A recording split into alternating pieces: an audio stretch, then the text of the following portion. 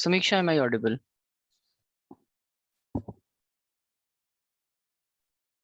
Good evening, sir. Good evening. Okay. All right.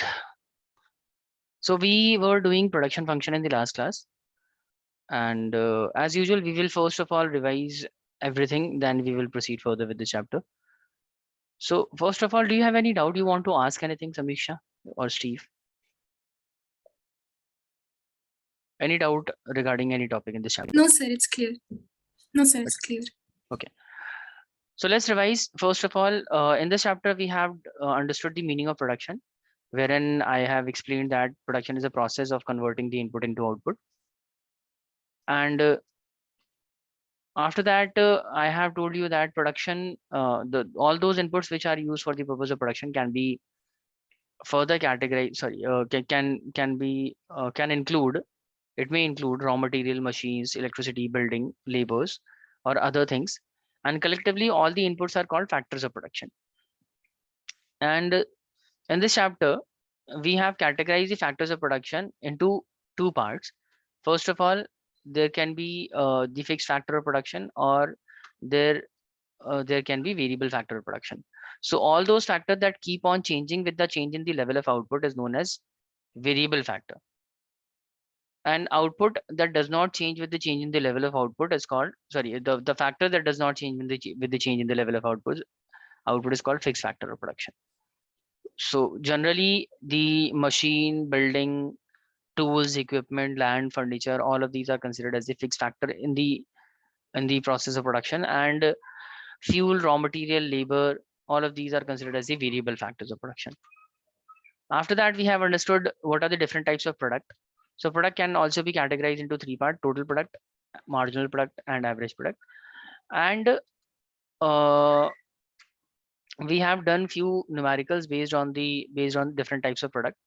And after that, in the previous class, we were discussing the law of variable proportion, wherein I have explained that law of variable proportion is basically a production related law. It applies to the field of production only, and it states that as more and more labors are applied with the same amount of fixed factor, then what will happen during the process of production is that at the initial stage, when you apply more labors into the business with the same amount of fixed factor, then initially we will get more amount of return, more output is produced by the labor at the initial stage. But after the optimum level of between fixed and variable factor is achieved, after that the additional variable factor, application of additional variable factor gives you decreasing returns. So marginal product after optimum combination start declining, and eventually if you kept on increasing the labors, then it will eventually lead to the zero production or the negative production. And based on the definition, we have also done an example to understand the entire concept of law of variable proportion.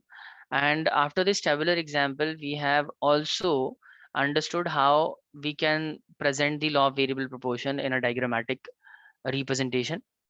So this is how the law of variable proportion can be shown diagrammatically, wherein we draw two diagrams, two curves. One is for the total product and the other is for the marginal product. For the total product, initially the total product increases at increasing rate. After that, it increases at a decreasing rate. Eventually it become constant, and finally it start declining.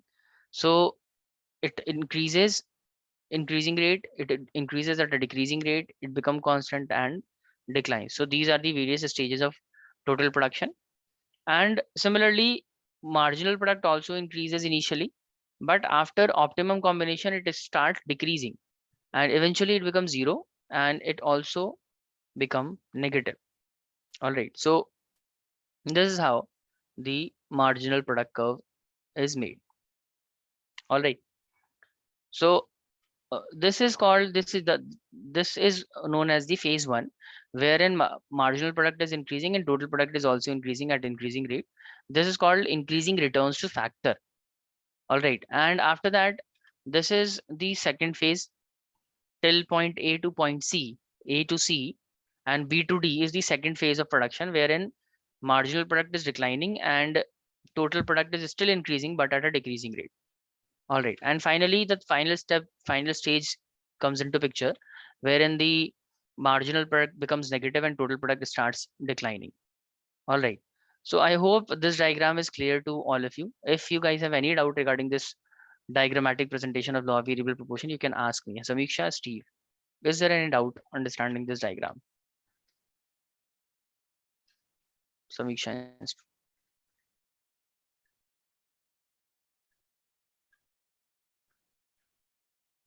okay, I hope it is clear. Next.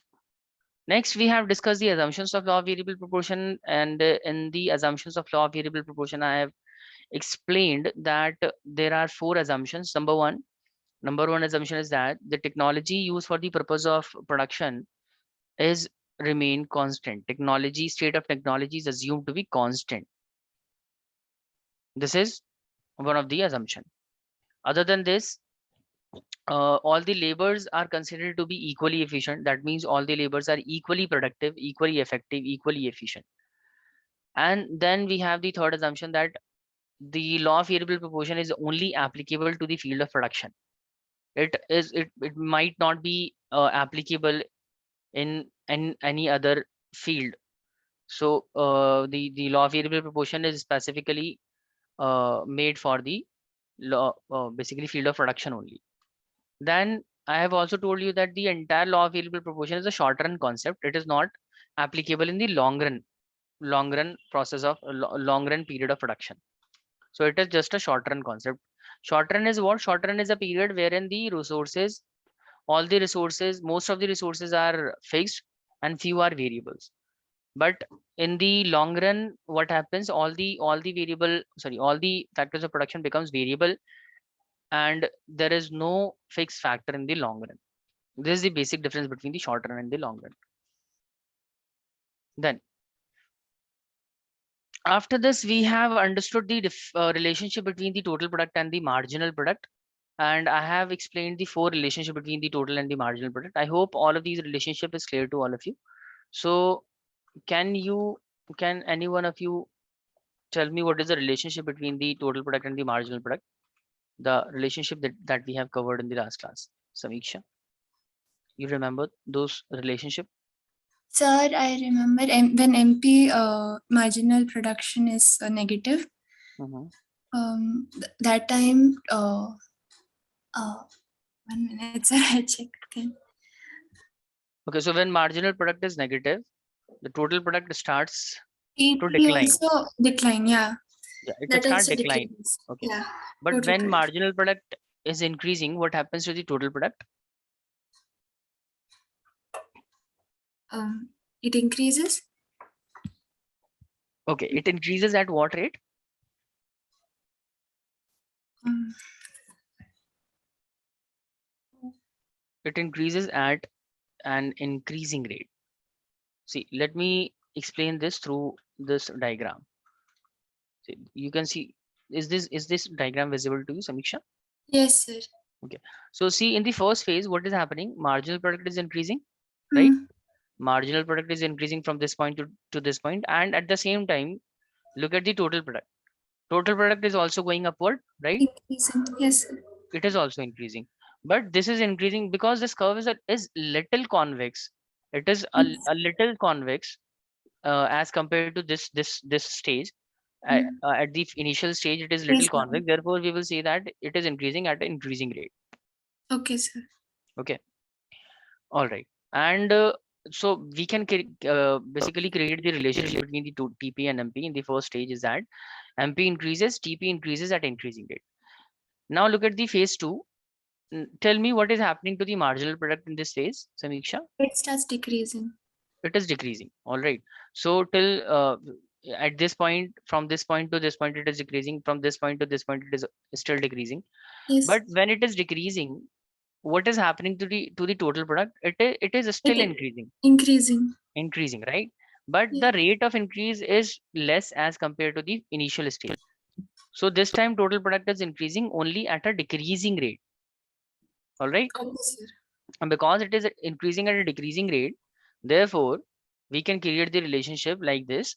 When marginal product decreases, total product still increases, but at a decreasing rate. All right. Yes, sir.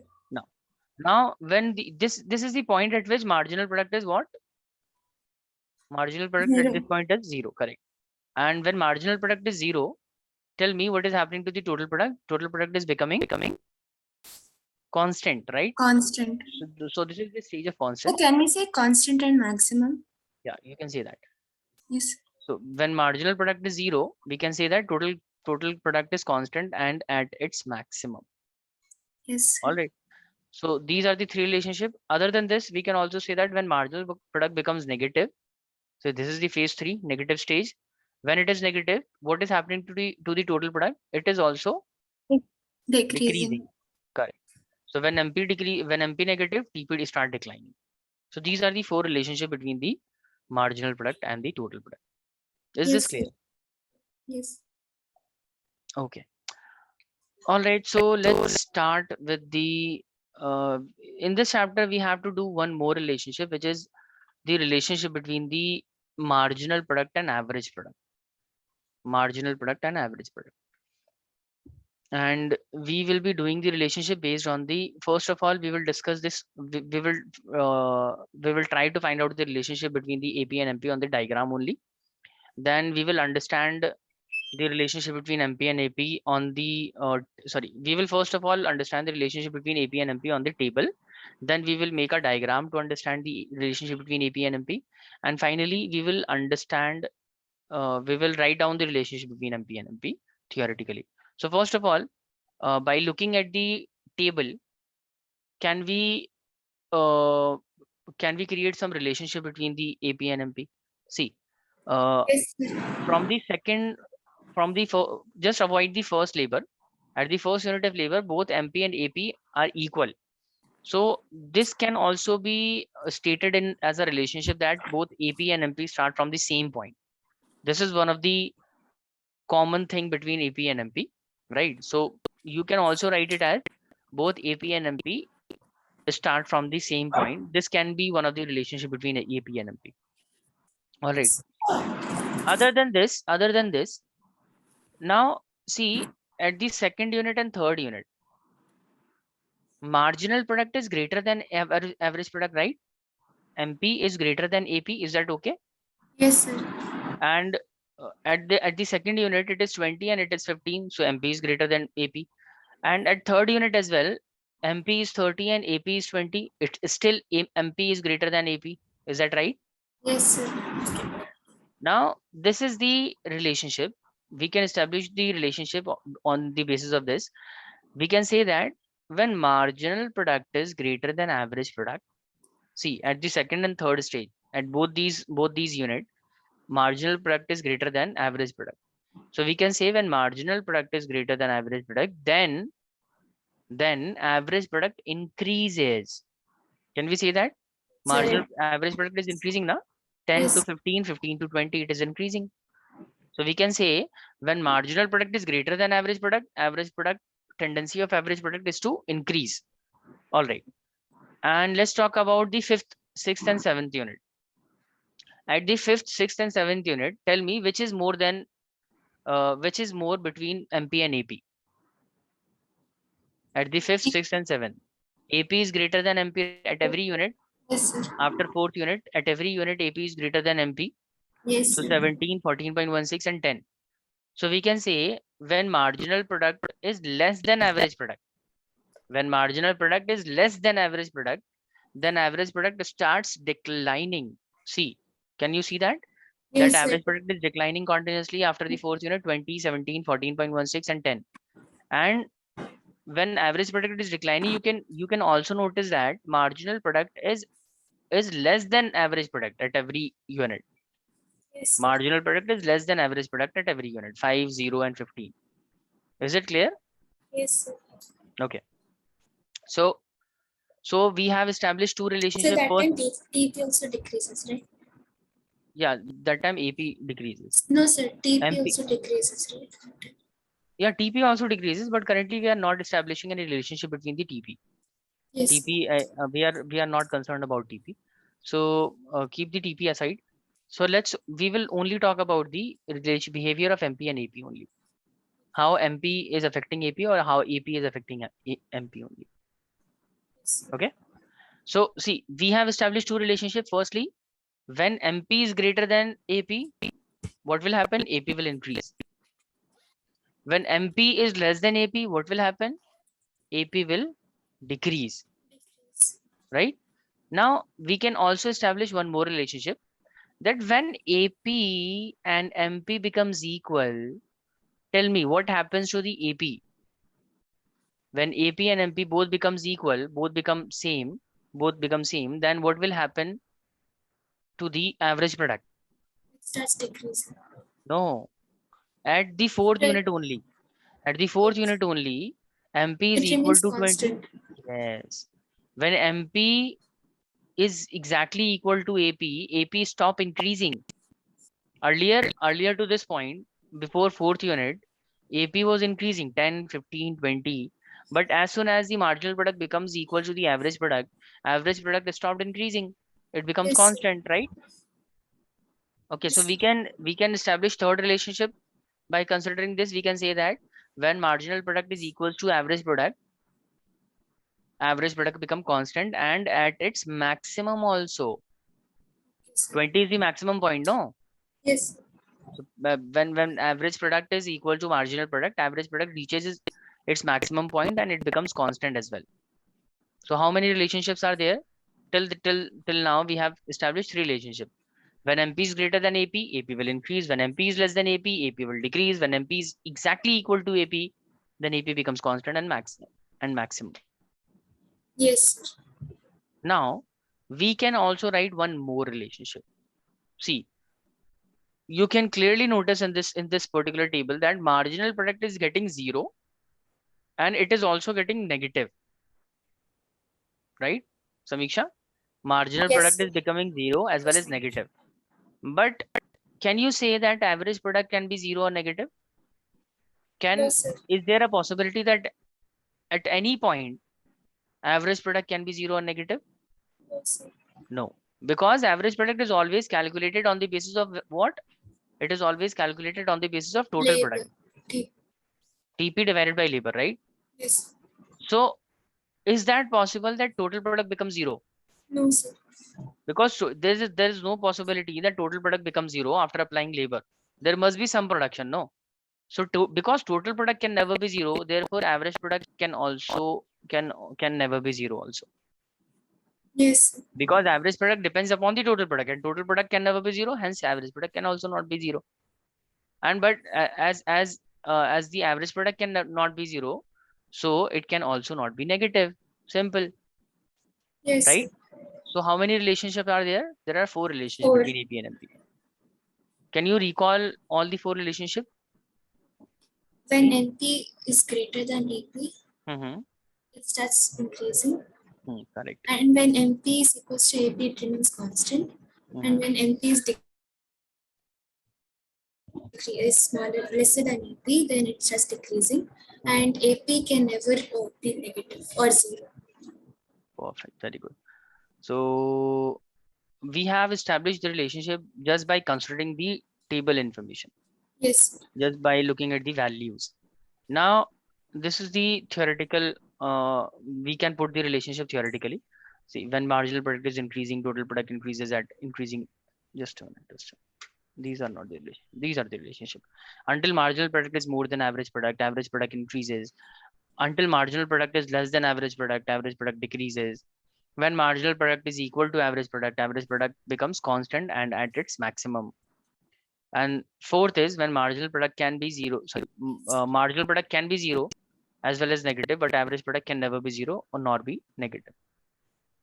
All right, Samiksha. So, So can we also draw the diagram for the average product and marginal product? Yes or yes, no? sir. Yes, sir. Just like we have drawn the diagram for the TP and MP. TP and MP. Similarly, we can also make the diagram for the AP and MP. Just a minute.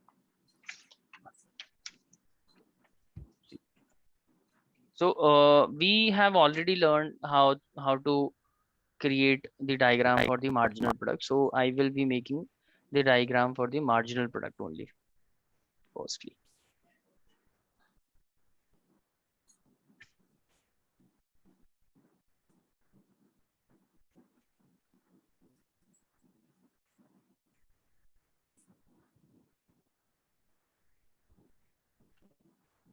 Okay, so as we just a minute. So we will be showing marginal product on the y-axis, as well as because we want to establish the relationship between two products, no, average product as well. So we will be showing both the products on the y-axis, and we will be showing the labor units of variable factor, that is labor, on the y-axis. So as we have already understood that marginal product initially increases, right? And after reaching a point, it start decreasing. So this is the shape of marginal product. This is the curve for the marginal product, right, Samiksha? Yes, sir. Okay. Now, what is the behavior of average product? As I have told you that when marginal product is greater than average product, it increases. When it marginal product is less than average product start declining. And when average product and It marginal is product both are, equal, so at that point both are constant. constant. Average product is constant. So keeping that in mind, we can draw the diagram. So the average product diagram will be like this.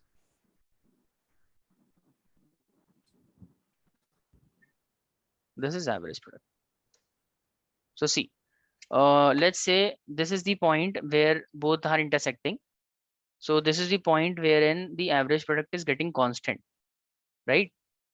So this is point A. Let's say this is point A.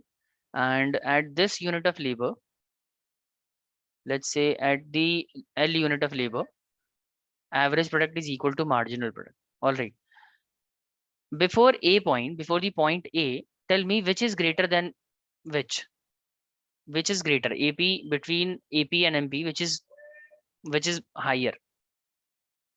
Blue curve is for the marginal product, red curve is for the average product. Tell me which is higher as compared to the other. Samiksha.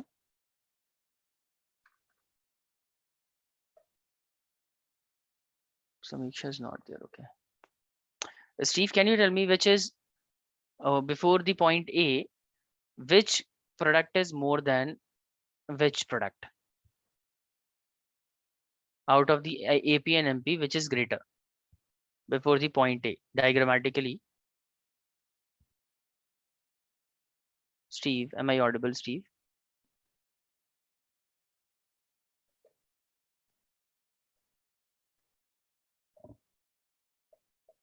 Steve.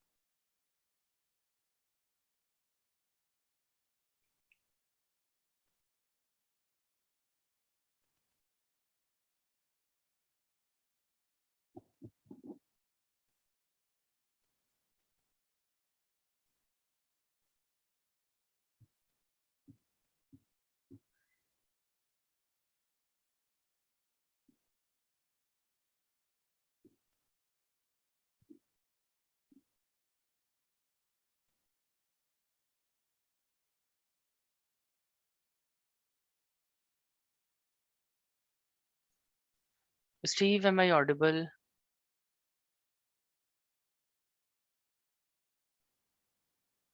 No response.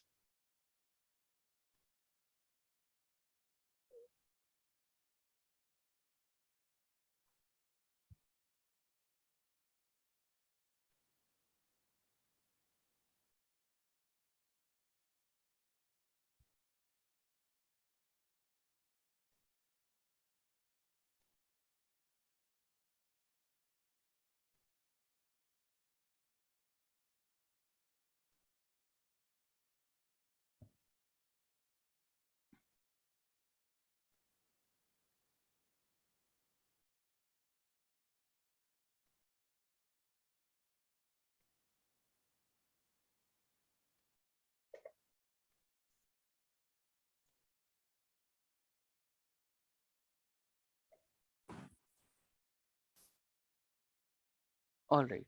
Samiksha, am I audible now? Sir? Yes. Okay, sir. So we were actually waiting for you to join. Sorry, sir. I So don't know Steve, what happened Steve with the Zoom never itself. responds. The Okay, Zoom no problem. itself, I don't know what No problem. Let's continue. So, so this is the diagram for the average and the marginal product. Is the diagram clear to you? happened. Yes, sir. All It right. So increases. now, as we see that marginal product initially increasing, then it is declining, and it is getting zero and negative. Average product initially increases, reaches the point of constant and maximum, and finally it start decreasing. So diagrammatically, you can also make the relationship between the TP and MP, and same Yes, relationship sir. can be established here also. A So tape, see, tape. before the point A, marginal product is greater than average product, right? Yes, sir. Before the point A, and you can see that before the marginal, sorry, before point A, wherein marginal product is greater than average product, at this stage, average product is continuously increasing. It is continuously increasing. It is going upward, right? Yes. Okay. And after this point, after the point A, you can see marginal product is less than average product. Average product becomes higher than the average product is higher than the marginal product. So you can see here that marginal average product is continuously decreasing, Decrease. right? Okay. And at point A, because both MP and AP are equal at this point, MP and AP both are equal. So you can see here that AP is getting constant, as well as it is at its maximum point and at its maximum point. Yes. All right. So are you Yes. able to establish the relationship diagrammatically as well, just Yes, like sir. we did By on the diagrams. table? Yes. Okay. So Samiksha, is this clear? Is there any doubt understanding the Yes, sir. relationship between the AP and MP? Okay. Yes. Okay. So with this, we have understood both the relationship between the TP and MP. Sorry, between AP and MP. We have done the relationship between MP and TP, and then we have discussed the Yes. relationship between the MP MP and and AP. AP. Okay. So I hope everything that we have discussed in this chapter till now is clear to both of you. Let's Yes. move further. Let's now discuss. There is one more topic left in this chapter, and this is not very lengthy. Just a small topic. Just a minute. So now we will be talking about. All right. Now we will be talking about the what are the various reasons of returns to factor, increasing returns to factor. See, I have already explained you that according to the law of variable proportion, we can what we can do, we can categorize the entire process of production into three stages, right? Yes. And all those three stages have different names. So a name for the first phase is increasing returns to factor. Just a minute. So as per law of variable proportion, phases of production as per law of variable proportion.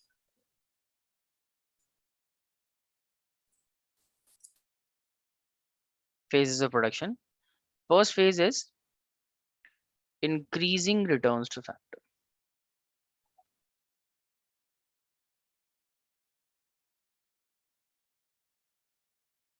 Then we have decreasing returns to factor. Decreasing returns to factor. And there is one more phase which is called negative returns to factor. But for now, we will not be discussing about that phase. We will just be discussing only regarding the increasing returns to factor and decreasing returns to factor. So as we already know, as we have understood in the law of variable proportion, that the initial stage of production, when additional unit of variable factor is applied with the same amount of fixed factor, what happens that the sorry, the total product increases, right, at an increasing rate, and marginal product is increasing. So in the increasing returns to factor phase, that is the first phase, what is happening, marginal product is increasing, and at the same time you can say total product also increases at increasing rate. At increasing rate. So the point here is why this happens. Why at the initial stage only marginal product increases at increasing rate and total product also increases at, sorry, marginal product increases and total product increases at increasing rate. What is the reason? What is the reason behind the first phase? What is the reason behind the increasing returns to factor? That is what we are talking about, reasons of increasing returns to factor. So Samiksha, can you tell me one of the reason for increasing returns to factor? There can be various reasons, but can you tell me anyone?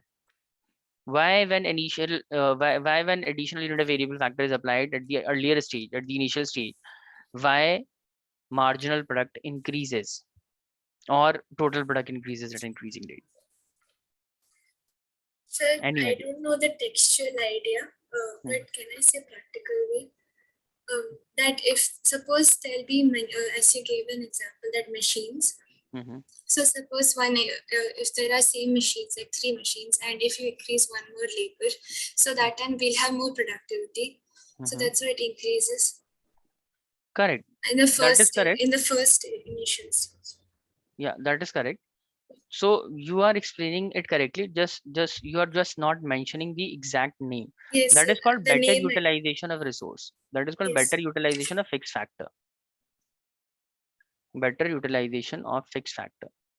See, when additional unit of variable factor is applied at the initial stage, all those fixed factor which were not under the use earlier, when the factor is applied, when the fixed factor is applied, so when the variable factor is applied with the fixed factor, the use of fixed factor increases. Utilization of fixed factor increases. We can say fixed factor is put to better use. That is called better utilization Yes. of fixed factor is happening, and due to which, because there is better utilization of fixed factor, so it leads to the increase in the productivity. Overall production increases due to the better utilization of the fixed factor. Overall production increases, and as a consequence of which marginal product also increases, total product also increases. Yes. Right? And also you can say that at the initial stage, when more labors are introduced in the process of production, efficiency of the existing labor also increases. Yes, it Efficiency increases. of the existing labor increases. Efficiency of existing labor increases. Why it is so? Why we are seeing that existing labor or variable factor increases? See, when there were less labor in the production process, the existing variable factors have to bear the lot of pressure, right? He have to do, let's say for example, there was only one labor and he have to do all the activities and tasks.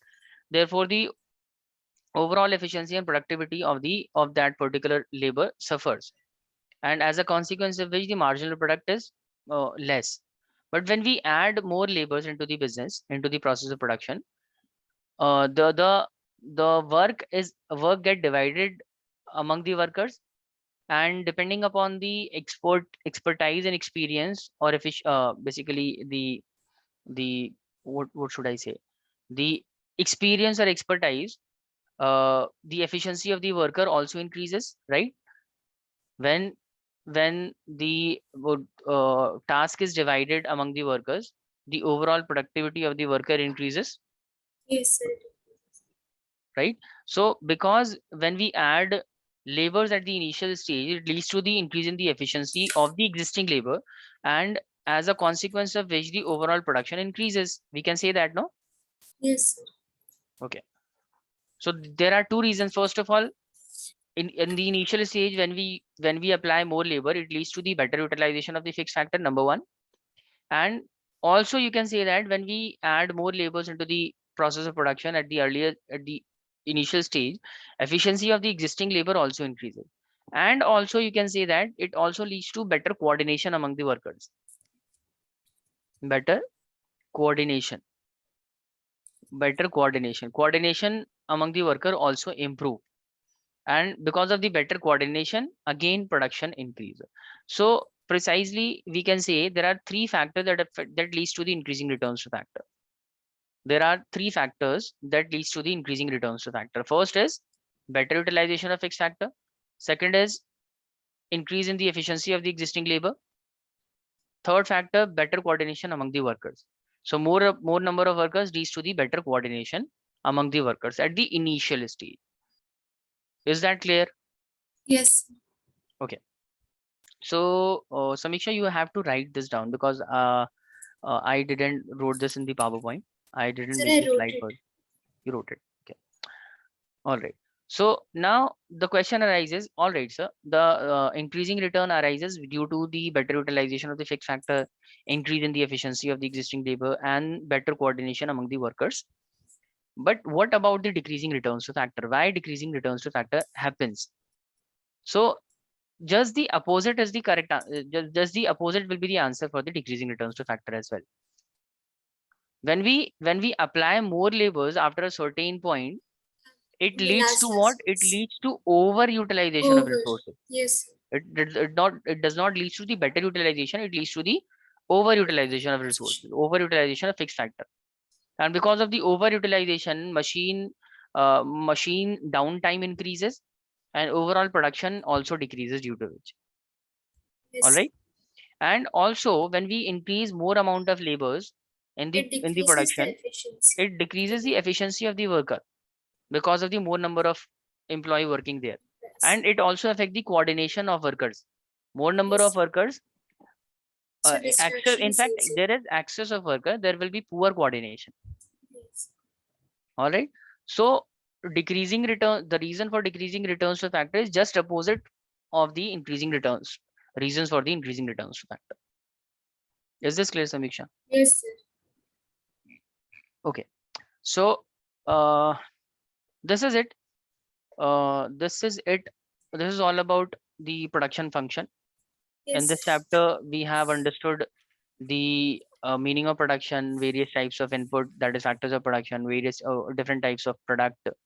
Then we have understood the law of variable proportion, phases of variable proportion, diagrammatic presentation, relationship, TPMP and APMP, all of these. One more thing that you should know in this chapter, that is what do we call it? Yeah, short run and the long run. And I think till now you must have got the idea what is the short run and long run. Yes. But still I will explain. Short run is what, Samiksha? Short run is the situation. Short run, you can say it is a period of time. There is no defined period, but you can say it is a period of time, and this period of time varies basically company to company or firm to firm. But you can say short run is a period of time wherein all the factors can be divided into two parts. Short run is a period of time wherein all the factors, most of the factors are in fact variable factor and few are fixed factor, right?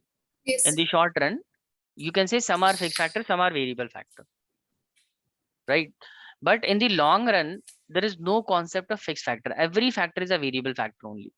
So the basic difference between the short run and the long run period is that long run is a period wherein all the factors of production are variable.